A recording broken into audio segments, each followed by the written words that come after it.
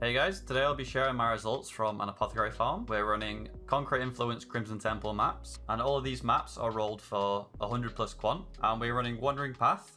So here's the Atlas tree, Wandering Path.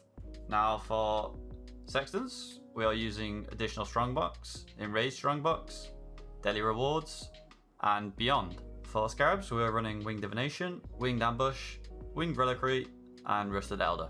And all of these maps have 8% Deli of Divination cards, so we should get a lot of stacked decks.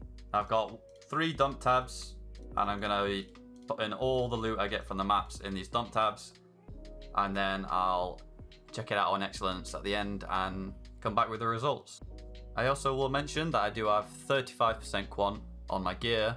I've got Aventors with 10% quant that is mirrored with Calendra's Touch, and I have 15% on my gold worms. Now I only have 50% on my gold worms because I wanted these 2 implicits specifically, and I will be doing Sanctum. This is sort of a in the middle character between a Magic Find and a regular Tornado Shot.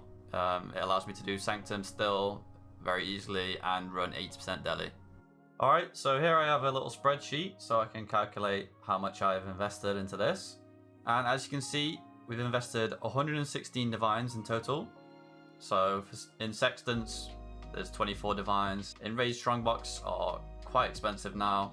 On Scarabs, we invested 41 divines, which is quite a lot. Winged Divination says 0.16. All that means is it's 6 Scarabs for 1 divine.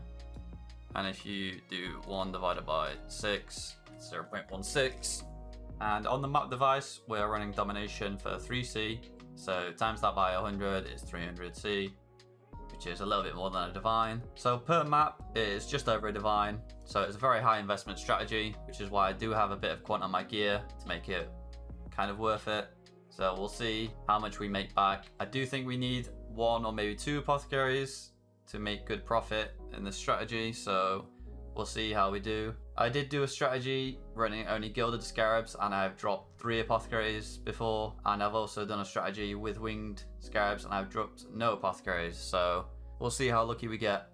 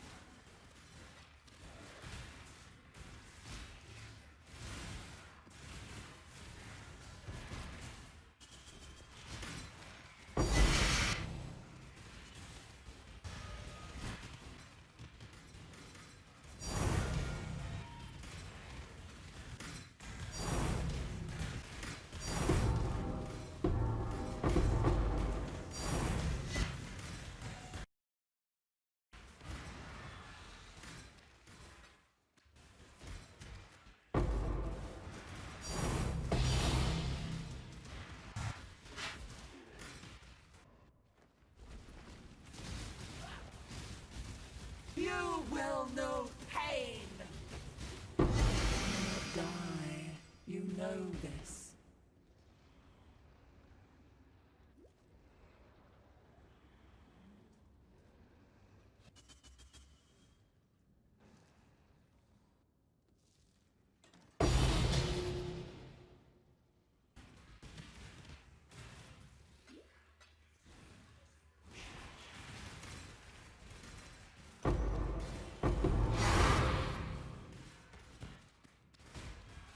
Alright, man.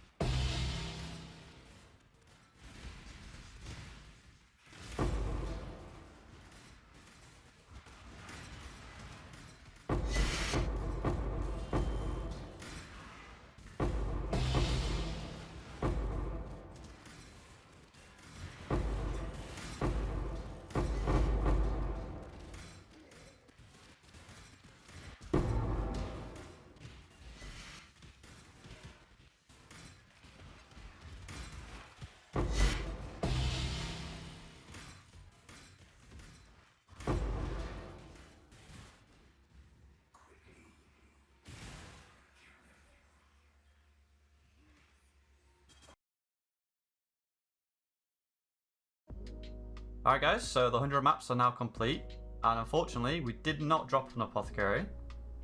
Kind of unfortunate, but as you might have seen in the clips, I've got 4 dump tabs here, and in the 4th dump tab we have a Mageblood and a Headhunter. So we didn't get lucky in Divination cards, but we got extremely lucky in uniques. So I'm now going to sort through all this loot just to make it a bit more readable, and then I'll come back with the results. Now before I sort through it, I'm just going to give it a quick tally in excellence, because I know there's probably a little bit more worth in these dump tabs that's not showing on excellence. So I will dig into them and have a look, but here in excellence, look at this. Over 5,000 stacked decks, 163 divines in 100 maps, and we invested around 100. So we definitely made profit. And I think we made a little bit more profit. So I've now given the loot a nice sort through, so it's a little bit more readable. And in the first dump tab, I've got all the currency. I've got a lot of currency turned off. This is just personal preference. I like to pick up alts. I use alts a lot. A whole bunch of chaos. 3 sacred orbs, 1 dropped and 2 came from the sanctum. We got 17 raw divine orbs. In dump tab 2, we have all the divination cards. A whole lot of voids and chaotic dispositions. I've got a lot of most of the divination cards I have turned off on my filter, so I'm not just picking up rubbish. And in dump tab 3, I've got all maps and scarabs and some fragments. Now the main tab that you'll be interested in is dump tab 4. So here we have all the uniques, and of course the Mageblood and the Headhunter. So let's actually ID them now. Let's check the rolls. You can finally ID them. Oh, 3 magic flasks. Okay, so these will need to be divine. And as you can see, we got 2 covenants and 3 Aegis. I think the Aegis go for around 1 divine. And similar sort of price for the covenant. Now we did get a load of Ventors, so we can ID these to see if we get anything nice. Nothing on that. Nope. Nope. Nope. No. No. No. Nope. Come on, surely we get 1. Nice one. So, nothing on the Ventors. And we got 2 Voidborn Reliquary keys. So we can give these a little run. Alright, so let's run these 2 Reliquary keys.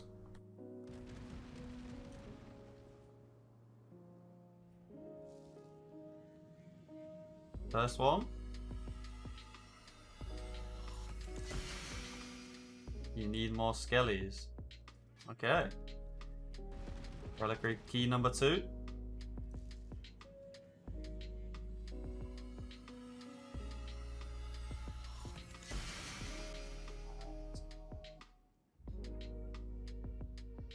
Very nice. So, nothing great. Alright, and lastly, other notable drops will be the Storm Shroud, which currently sells for about 4.5 divines. Reliquary boots, which is about a divine. We've got an Einhar's memory, Harvest Beasts. This is the best memory to get because it sells for 3 divines. And a few clusters, nothing special though.